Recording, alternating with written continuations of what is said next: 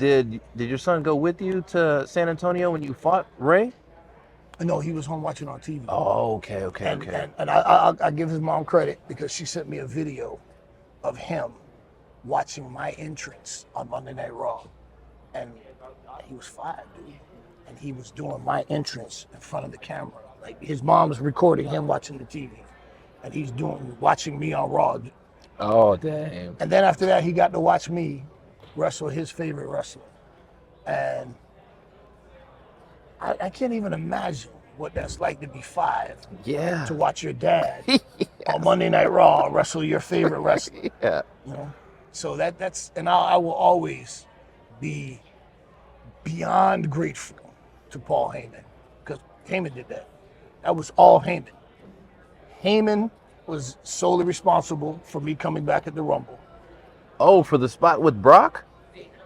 Heyman brought me back. Okay. And the reason he brought me back was, I've talked about this before. I said, I just want my son to see daddy in the ring. I want my son to see, hey, daddy used to be here. Those guys you like, those are daddy's friends. Right. So my return at that Rumble was Heyman's doing. Heyman said, okay, done. I said, that's it? He said, that's it. I said, what do you want? I said, I just want floor seats for my son so he can see up close and personal. I didn't even care about the money. Right on. And he said, done. And then next night was in San Antonio. Okay. And he asked me, can you make it San Antonio the next night? Damn right. I said, okay, I'll have something for you. Okay, thank you. And they had me in some kind of tag match or something, whatever it was. And Heyman goes, no, what is this? No, don't. He's not doing this tag match. You guys work on your stuff. I've got something different for you. Heyman left. A little while later, they told me it was me and Rey Mysterio in a singles match on Monday Night Raw. Wow. Heyman did that for Camden, essentially. That's For awesome. me, but Yeah. So that's why I say, man, I am a Paul Heyman guy, and I will forever be indebted to Paul Right Heyman. on. Because this whole second run was because of Paul Heyman. So, and then after that, after I had my match with Ray, Laurinaitis invited me to take a walk with him, and that's when they offered me a job as a producer. And I was I like, didn't know that. So it was a producer offer first. yeah, I wasn't offered a job as talent. And at that time, I was kind of talking about retiring anyway. And that's when they offered me a job. And he said, how would you feel about being a producer? You've always been full of good ideas and creative. And he gave me the spiel. And I was like, yeah, sure, let's give it a try. And the rest is history. But this whole thing is a direct result of my son. I would not be back here where I am now if I didn't have a son. And if Paul Heyman and I hadn't bonded over fatherhood, talking about him and his son. Yeah. So this fatherhood thing has just been crazy, man, because I never wanted to be a dad. And me and my son talk about that. I tell him, like, dude, I wasn't happy when you showed up. But now I couldn't be any actor. Right I can't imagine my life without you Right now. on. So, and as far as kids go, I got a pretty cool one, man. As far as dads go, I'm a pretty cool dad. But my son's pretty cool too. And if to be like my son is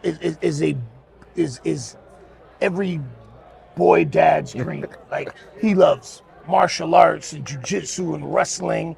And one day he's okay with video games, but he wants to go outside and play.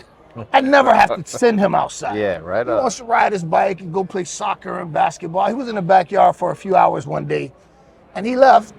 And he came back inside and asked me for some yarn, some string or some shit. And I had some string to tie a box up with. I gave it to him. And I peeked out there and I saw him playing, doing something. He comes back a little while later. He's got a whole bow and arrow that he made. he got a whole, yeah. I'm saying, yes, Yeah. that's my son. Yeah. I used to do that. So yeah, the fatherhood's been good for me. And I just, try to be the best man that I can be because I got this little dude, clocking my every move. So, yeah, so he definitely changed my approach to the business.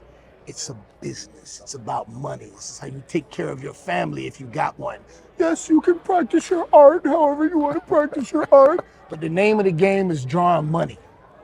And when you figure that out, then I'll respect you as a businessman or woman or whatever you identify as. A moneymaker. Yes, moneymaker. Leave it at that. stuff going on behind us back there. I don't know. Yeah, I didn't know what that Clear was. the ring, clear the ring. That's Bob Rosenberg. He's the ring manager. So he usually gives the instructions on when the ring got to get cleared out for whatever, if they got to do a rehearsal or practice something, or once they close doors. Because what you guys can't see is we're facing the ring, and on the screens there's a big timer counting down how long until they close the ring to open doors and let people in.